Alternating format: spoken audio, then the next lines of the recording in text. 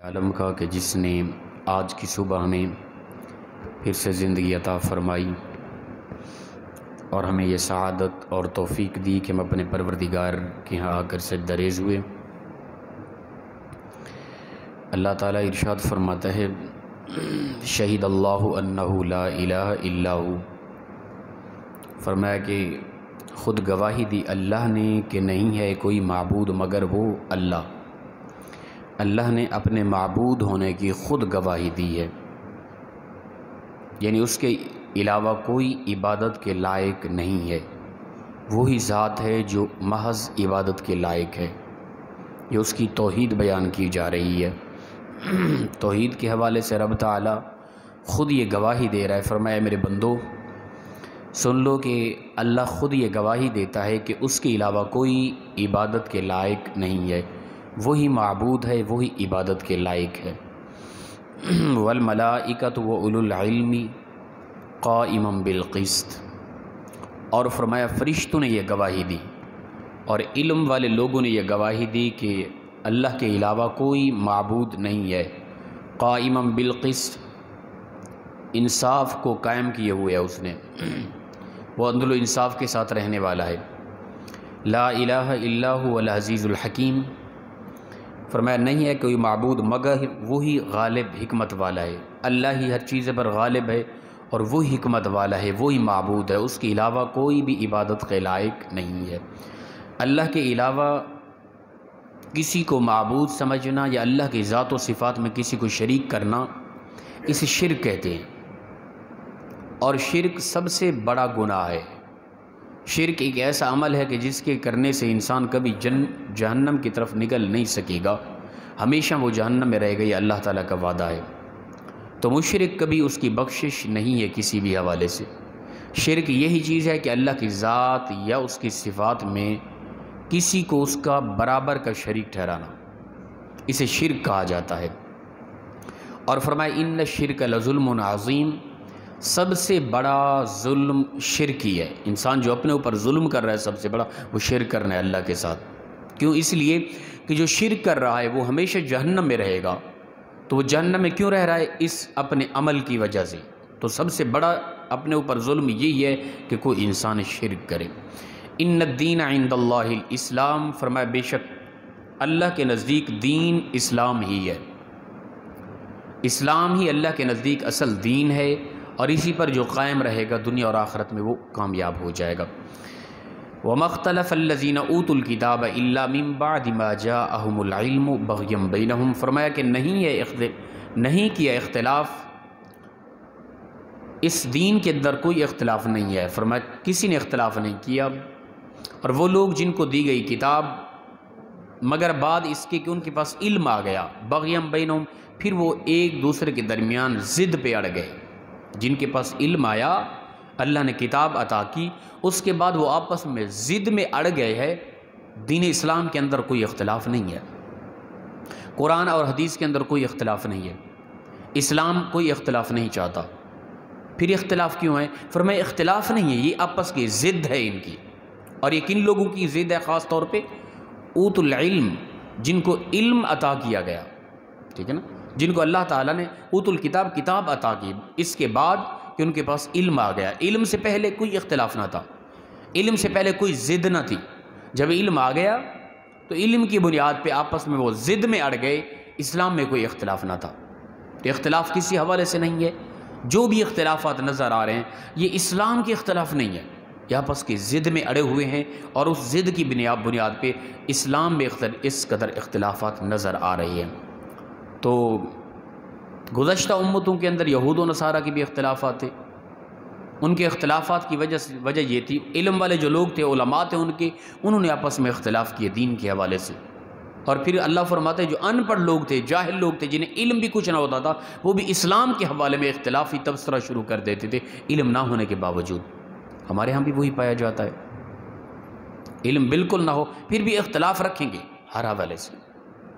تو اختلاف یا ضد کی وجہ سے اللہ فرماتا ہے اسلام کے اندر کسی قسم کا کوئی بھی اختلاف نہیں ہے، جو بھی اختلافات نظر آ رہے ہیں یہ ضد کی وجہ ہے۔ اور وَمَن يَكْفُرْ بِآيَاتِ اللَّهِ فَإِنَّ اللَّهَ سَرِيعُ الْحِسَابِ، فرمایا کہ جس کسی نے اللہ کی آیات کا انکار کیا فإن اللہ سریع الحساب، بے شک اللہ جلد حساب لینے والا ہے۔ رب تعالیٰ نے زندگی عطا کی ہے اور دین اسلام عطا کیا ہے، اور پھر جو احکام لاگو کیے ہیں ان کا کوئی انکار کر رہا ہے یا عمل نہیں کر رہا تو رب تعالیٰ ان قریب پوچھنے والا ہے، بہت جلد وہ حساب لینے والا ہے۔ وہ ہم محسوس کر رہے ہیں کہ ابھی بڑا وقت پڑا ہے، کب پتہ نہیں مریں گے، کب پتہ نہیں دفن ہوں گے قبروں میں، کب پتہ نہیں اٹھائے جائیں گے، کب محشر کا دن پتہ نہیں قائم ہوگا اور تب جا کے پوچھا جائے گا، کوئی نہیں ہے۔ صرف اس سانس کے رکنے کی دیر ہے، وہ کب رکے گی ایک سانس کا بھی پتہ نہیں ہے۔ اچانک جو ہی رکے گی نا، سمجھ لیں کہ حساب و کتاب شروع ہو گیا، اب ہماری پکڑ ہو گئی، اب ہم سے زندگی کے بارے پوچھا ہی پوچھا جانا ہے، ٹھیک ہے نا۔ جو کر کے آئے وہ سارا ہمارے سامنے رکھ دیا جائے گا، اے بندے یہ کچھ تو کر کے آیا۔ پھر اللہ فرماتا ہے بہت جلد وہ تم سے حساب، تمہیں یہ محسوس ہو رہا ہے کہ ابھی وقت پڑا ہے، کچھ بھی وقت نہیں پڑا، بہت جلد تمہیں محسوس کرو گے بھئی یہ ہمارا حساب و کتاب شروع بھی ہو گیا ہے، اوہ یہ کیا کرتے رہے ہم تو ابھی مگن تھے، ہم تو ابھی کی دنیا کی عیش و عشرت میں گم تھے، ہم نے تو ابھی کیا کچھ آگے کے لیے سوچا ہوا تھا، لیکن ہمارا تو حساب و کتاب شروع ہو گیا ہے۔ تو رب تعالیٰ فرماتا ہے فإن اللہ سریع الحساب، جس نے انکار کیا، عمل نہ کیا ہمارے احکام کا، آیات کا، تو ایسے لوگوں سے ان قریب بہت جلد رب تعالیٰ حساب لینے والا ہے۔ فإن حاجوک فقل اسلمت وجہی للہ ومن اتبعنی، بس اگر لڑیں آپ سے اے پیارے نبی صلی اللہ تعالیٰ علیہ وآلہ وسلم، یہ لوگ جھگڑا کریں آپ سے دین کے معاملے کے اندر، تو فقل اسلمت وجہی للہ، آپ کہہ دیں کہ میں اسلام لایا، میں نے اپنا سر اللہ کے لیے جھکا لیا ہے۔ آپ کسی سے جھگڑا نہ کریں، یہ اسلام کے معاملے میں جھگڑیں تو آپ کہہ دیں میں اللہ کے لیے میں نے اپنے سر کو جھکا لیا ہے۔ ومن اتبعن، اور جس نے آپ کی پیروی کی ہے، جس نے یعنی میری پیروی کی، وہ بھی میرے ساتھ اسلام لائے، سر جھکا لیا۔ وَقُلْ لِلَّذِينَ أُوتُوا الْكِتَابَ وَالْأُمِّيِّينَ أَسْلَمْتُمْ، بس آپ ان لوگوں کو کہیں جن کو کتاب عطا کی گئی اور جن کو کتاب نہیں عطا کی، علم ہے جن کے پاس یا نہیں ہے، ان سب کو کہیں اسلمتم، کیا تم بھی اسلام لائے ہو؟ ان سے پوچھو، اگر یہ اسلام لائے ہیں تو پھر حق بنتا ہے سب کا کہ یہ اپنے سر جھکا لیں، جب بھی کوئی جھگڑا کرے وہ اپنی توجہ اللہ کی طرف کر لیں، ٹھیک ہے نا۔ اختلافات کے معاملے کے اندر جب بھی کوئی لڑے تو اپنی توجہ اللہ کی طرف کر لیں۔ تو فرمایا کہ جو کوئی بھی ان میں اسلام لایا تو ان سے پوچھیں کہ کیا تم اسلام لائے ہو، ایمان لائے ہو؟ اگر یہ فَإِنْ أَسْلَمُوا، اسلام لائے ہیں تو فَقَدْ اهْتَدُوا، بس پھر ان کے لیے ہدایت کا راستہ کھلا ہے۔ اگر یہ اسلام لائے، چاہے ان کے پاس کتاب کا علم ہے یا نہیں ہے، یہ اسلام لے آئے ہیں، ایمان لے آئے ہیں، تو پھر ان کو کہہ دو تمہارے لیے ہدایت کا راستہ کھلا ہے۔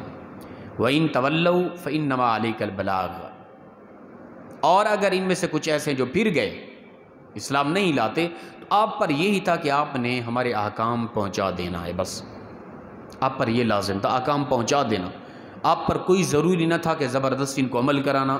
اللہ کے نبی کو یہ کہا جا رہا ہے اے محبوب، آپ کی ذمہ داری یہ تھی کہ آپ ان تک پہنچا دیں ہمارے احکام، بس آگے یہ عمل کریں یا نہ کریں، آگے اس طرف توجہ کریں یا نہ کریں، چاہے یہ انکار کریں یا قبول کریں، آپ ان تک صرف پہنچا دیں، آپ کی یہ ذمہ داری ہے۔ آگے واللہ بصیر بالعباد، اور اللہ اپنے بندوں کے معاملات کو دیکھنے والا ہے، وہ دیکھ رہا ہے کہ کون کس طرح عمل کر رہا ہے، کیسے زندگی گزار ہے، آپ کی ذمہ داری ہے ان تک پہنچا دینا۔ آگے کوئی اعتراض کرے، کوئی اختلافات رکھے، کوئی بالکل انکار کر دے، کوئی مانے کوئی نہ مانے، آپ کی یہ ذمہ داری نہیں ہے، آپ نے پہنچا دینا ہے بس، ٹھیک ہے نا۔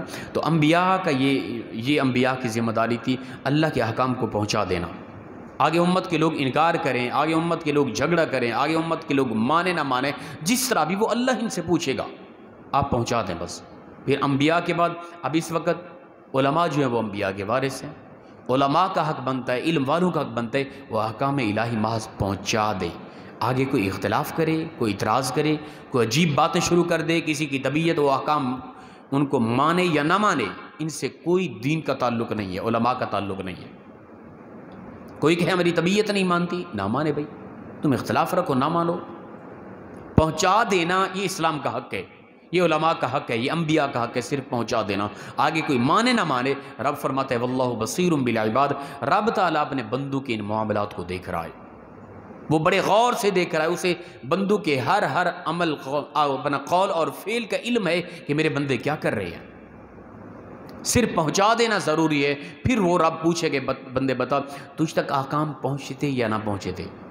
تو نے اپنی طبیعت کو اہمیت دی تھی یا اسلام کے احکام کو اہمیت دی تھی؟ تجھے جو پسند آتا اسے لیتا، جو تجھے اچھا نہیں لگتا تیری طبیعت کو، چاہے وہ عین اسلام ہی ہوتا، اس کا انکار کر دیتا تو؟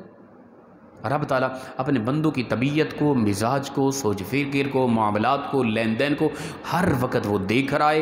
اے پیارے محبوب، اے محبوب کی امت کے علماء و انبیاء، اپنا علماء اور اولیاء، تم تک یہ ضروری ہے کہ تم صرف احکام پہنچا دو، آگے کوئی عمل کرے نہ کرے، کسی کی کیا طبیعت ہے، کیا سوچ ہے، کیا فکر ہے، یہ تمہاری ذمہ داری نہیں ہے۔ اب ہم طالب علم ہیں، ہم نے یہاں بیٹھ کے بات کر دینی ہے، بات پہنچا دینی ہے۔ آگے کوئی مختلف انداز کی طبیعت رکھے، کوئی اختلاف رکھے، کوئی جھگڑا کرے، کوئی فتوے لگائے کہ یہ فلاں فلاں، کچھ بھی، ہمیں نہیں اس سے سروکار۔ ہمارا حق پہنچا دینا یہ ہماری ذمہ داری ہے۔ اگر ہم یہ کر رہے ہیں، حق ادا کر رہے ہیں، پھر کوئی جس طرح کی طبیعت رکھتا ہے اس سے ہمیں کوئی سروکار نہیں ہے۔ وہ رب تعالیٰ پوچھے گا کہ تم کو کس قدر حقائق بیان کیے گئے، تم نے کس قدر ان پہ عمل کیا، کس قدر ان کی تردید کی، یہ رب تعالیٰ دیکھ رہا ہے، وہ خود فیصلہ کرے گا۔ یہ فیصلہ اللہ کی ذمہ داری ہے۔ ہم پر کوئی ضروری نہیں کہ ہم زبردستی کسی کو عمل کرائیں کسی حوالے سے، یہ تو انبیاء کی بھی ذمہ داری نہ تھی۔ انبیاء کی موجودگی میں کتنے لوگ مشرک تھے جو بالکل نہیں مانتے تھے، کتنے لوگوں نے لڑائیاں کی اللہ کے نبیوں کے ساتھ، تو اللہ کے نبیوں نے کوئی فلفا اور حتمی فیصلہ نہیں سنایا، انہوں نے پھر بھی احکام پہنچائے۔ فیصلہ اور ان کے متعلق کیا کرنا ہے وہ رب کا معاملہ ہے، وہ کل قیامت کے دن کرے گا۔ اللہ پاک مخلصانہ انداز میں دین اسلام کے احکام کو سمجھ کر ہم سب کو اس پر عمل کی توفیق عطا فرمائے۔ وآخر دعوایا ان الحمد للہ رب العالمین۔ اللہ